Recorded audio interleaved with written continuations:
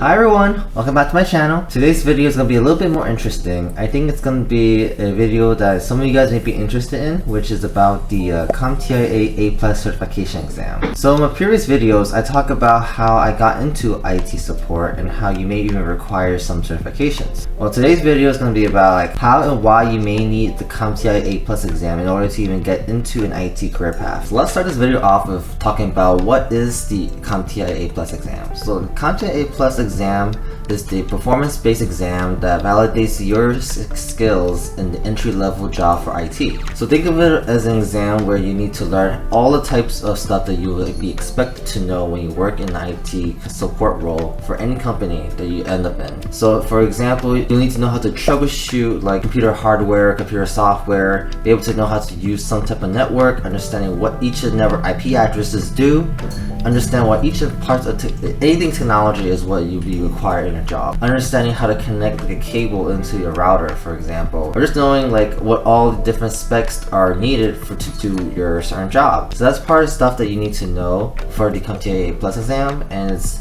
just validating if you even know how to do so, because a lot of companies are expecting you to at least have those basics even if you've never done it before. At least you understand like what is going to be your expectations when you end up getting that job that they are going to be offering to you. As I mentioned, since it's the required type of certification that you need to do any type of IT support role work, you need to get the certification. So that's what I ended up doing around, I believe 2017 or 2018 is when I got my CompTIA A+ certification. I was required by my previous boss, who told me that I need to get the certification in order to continue to do my job that time. So because of that, I did end up getting that certification. So as you can see here, I got my CompTIA A license back in the days, and I still have this here. So this license is actually now expired. It expired this year. I decided not to renew it because I no longer am doing IT support for my current job as a technology consultant. So because of this, I no longer need to renew this, and it's going to cost money every time you renew. So because of that, I decided not to do so, because this is only required if you do end up continuing with the IT path. But it's cool to have, like at least I was certified for a good amount of years, so that's awesome, and I still know my stuff. So, you know, IT professional, should I say, not anymore. Expired IT support professional.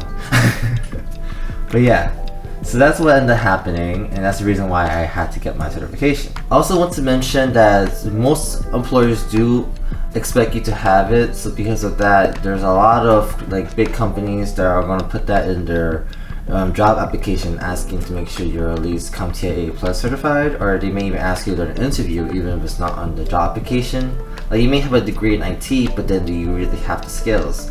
That's why a lot of these big companies are expecting you to at least know something.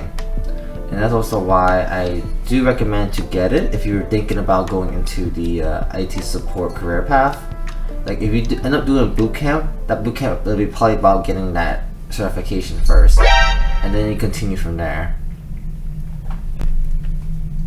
What are you doing there, son? Can't have my coffee. Now I want to talk about what was the requirement to get the CompTIA A certification. So the CompTIA A certification actually was broken up to two parts.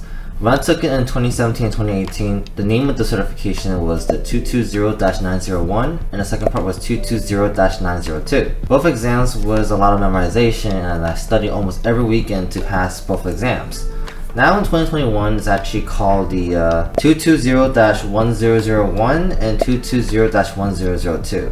I believe the reason why they decided to refresh it is because there's a lot of new updates to the new computer hardware, security, and network. So they wanted to make a new version of that exam. This way, we certified people in CompTIA A+ know what we're doing and continue to be updated in that part of the technology era, as I would say. So because of that, we always need to renew our certification and license at a certain part. I think it's about 3 years, if I remember correctly, where you need to then renew your certification because I believe they say every 3 years, usually there's something new that comes up and you need to make sure you're up to date in what's happening. Which makes a lot of sense to me because technology is always growing every single year, and because of that we need to at least understand what we're doing, because we can't always stay in the past of what the old security used to be. Good secured encryption back in the days may no longer be valid anymore in this current era because people can easily hack it.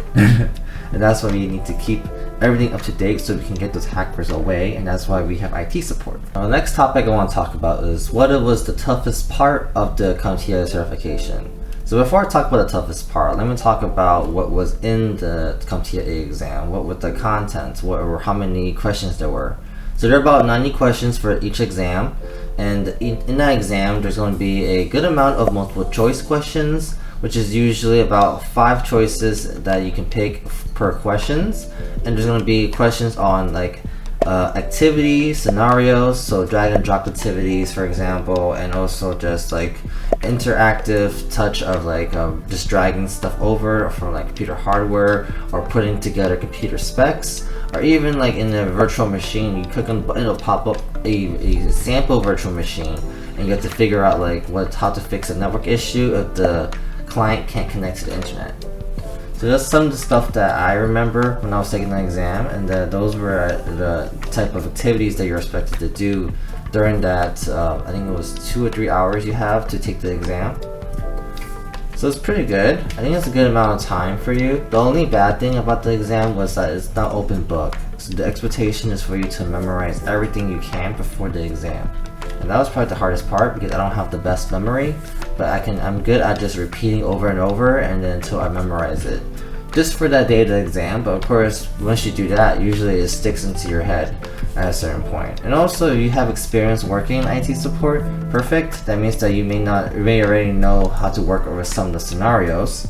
So you don't have to worry too much. Just focus on the parts that you're not very sure about, or just memorizing all the definitions. And if you have done all the scenarios that they have given you, or you have look at the ones for free on Google, for example, that's perfect. You can probably pass both exams pretty easily. Just make sure you're prepared to take it. My biggest issue with the exam was definitely how specific the questions are and how all the answers are usually very close to each other. And there's only one answer that's exactly what they're looking for, but you may not think that. So the reason for that is because you need to read the books and understand like what is the CompTIA A expecting from you and not what you are expecting from them, if that makes sense. Because the CompTIA A will have exactly strict answers of what they're expecting you to know or pick as a expert. But you can't just think of like, well, I think this is correct because this computer will do exactly what they want. But maybe the computer that you're trying to purchase for the client that you're recommending is just overpriced and it's just too high end for them to even be able to use it to its full capacity. Because of that, you end up just costing the client even more money. So do you want to cost the client like hundreds of dollars just because, or should I say hundreds of thousands of dollars? If you really want to save the money, and as a good IT consultant or support, you should be recommending stuff that are right in the medium where it's not that high of a cost, but the specs of the computer or devices or hardware is exactly what the client needs. So that's what they are expecting to know. And that's totally understandable. When I was working in IT, that's exactly what I need to do. I need to go on to like websites, figure out which laptops the clients need for each of their employers, and yeah, that's what you usually need to do, and make sure the cost itself is exactly what they're expecting.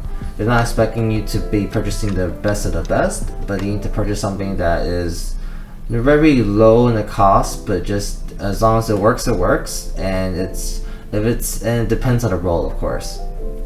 So that's some of the stuff that you need to know for the exam. Be able to give the best recommendation, be able to pick the correct answer for the best scenarios, and also know how to work with virtual machines and be able to just pick the correct choices when it comes to computer hardware.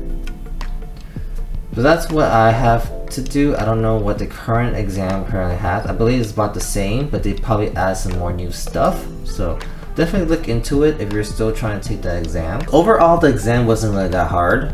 As long as you are prepared and study. If you don't study, you're gonna fail. That is 100% I believe in, because even if you knew or worked with IT for 2 years, the exam is kind of like the driving exam, for example. They let me use this, like taking the road test as this is gonna be a pretty good example for this, because yeah, you've probably driven for like 5 years, but then what you've done or driven may not be what the instructor is expecting from you. That's exactly the same as how the CompTIA A is like. You may have done it in your job, but then do you really have the the knowledge and the memorization of all the terminology that the CompTIA A is expecting you to know, and what they conclude as a professional? So I think that's a pretty good example. The way you're driving, like in New York for example, may not be what the exact rules that you should be following. Same as how the CompTIA A is like. They're going to have you memorize all these type of terminologies, as I mentioned. Need to memorize network IP addresses, know what a RAM is, stuff like that, and just knowing what the CPU, how to work with printers, or all those information. You probably just done it every day of your life, but then do you know the terminology? Do you know what like some of the parts in the printer does? They ask those type of questions because they want to make sure you're very thorough in your like investigation if something breaks. And it makes sense. Like, you're trying to get the license. If you want to be seen as an expert, you need to get that license. And after that, everything else you learn throughout your job is going to be more and more experience. It's just not something that the CompTIA A is going to be expecting from you. They expect you to know the exact details, and everything you learn past that is going to be what you be doing. Like, I guess something that makes it easier for you to do. But again, this is the CompTIA A. This isn't like, oh, what did you learn in your work experience? No, stuff like that. So hopefully that makes sense.